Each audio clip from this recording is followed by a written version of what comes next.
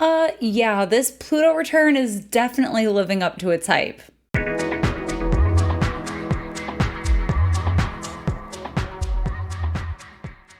On July 11th, Pluto officially returns, igniting the degree that it was at the very moment that the nation of the United States was founded.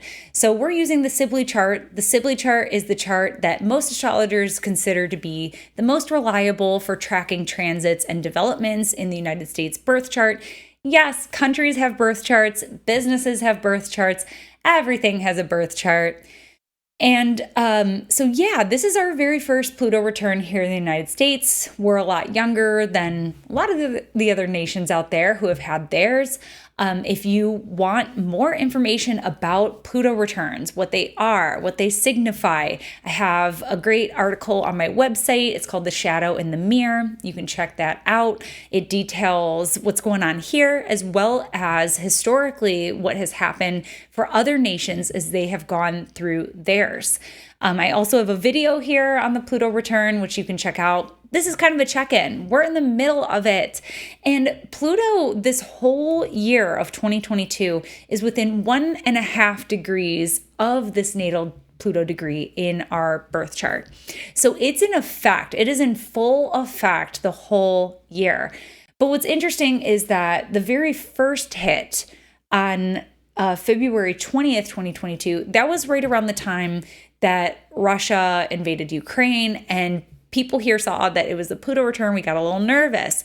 Well, shortly after that, inflation just skyrocketed. It's financially looking a lot bleaker here. And then we got this leak, this memo leak about Roe v. Wade. And that's the big news story here as we move into this second exact alignment on July 11th. But let it be known, it's pretty much exact this whole year. We're back in conversation about school shootings and guns, and it's interesting to see what the Supreme Court is prioritizing right now. A lot of people are losing faith in the Supreme Court. Basically, you know where I stand politically, but to be objective as an astrologer, it's important to recognize that there is dissatisfaction across the map. And that's really a part of this Pluto return. Like, there's always been dissatisfaction to varying degrees, but right now it is really bad. No matter which side of the spectrum you're on, it is bad. So Pluto return, we're going through this massive death and rebirth as a nation. Part of that process is exposing all of the rot. We've spent the last few years. I mean, the Pluto return is not just limited to this year alone. We've been witnessing the breakdown for several years. It's just been intensifying. So one of the biggest things that we've done with our Pluto return is we've really exposed all the systemic inequalities around racial inequalities, the treatment of indigenous people, now the treatment of women, and now, coming down the pipeline is how we treat people in the LGBTQ community. And this is an important conversation around the Declaration and what our relationship should be to it at this point, the Declaration of Independence. Are we going to rigidly adhere to what our founding fathers wrote, or are we going to make some updates? Pluto, it's like change is happening no matter how you fight it. So I want to remind us that Pluto is a force of nature. Pluto literally is nature. You cannot bargain with death, ultimately. A little bit, thanks to science and technology. These are important things. But in my point is that Pluto is power.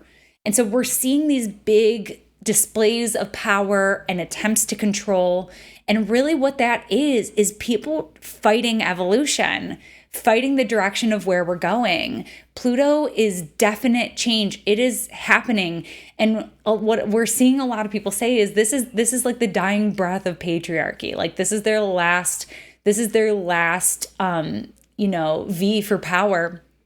And I really want to believe that that's true. I really do. I really want to believe that we're making changes here. And I just have to have faith in Pluto. Like, if you've ever been through a Pluto transit, I know I have. last 20 years for me have been pretty much nonstop Pluto, is that you can't fight the current. You can try, but it's like you're running uphill. Like eventually you get exhausted and Pluto takes over. So yeah, I'm confident that evolution and rebirth is coming. We're just in the breakdown. We're in the nastiness. We're in the nasty breakdown, ugly, revealing, true. Like when Inanna goes down into the underworld, she has to remove her crown. She has to remove her jewelry. She has to remove her clothing. And when she faces her sister, Ereshkigal, the predecessor of Hades, she's raw, she's naked, she's nothing. And that's what Pluto really does, that's what I meant by the shadow in the mirror. It shows us our truth, our rawness. And it's only by acknowledging our shadow, fully acknowledging it, that we can start that phoenix process that many people hope to see with Pluto. Sometimes Pluto's just damaging. Other times we do see that phoenix rising from the ashes. And we've seen that with other nations. So I have great examples of that on my website in that article. So check it out. Just wanted to check in with you all with the Pluto return. Our last exact hit is toward the end of the year. It's on December 28th.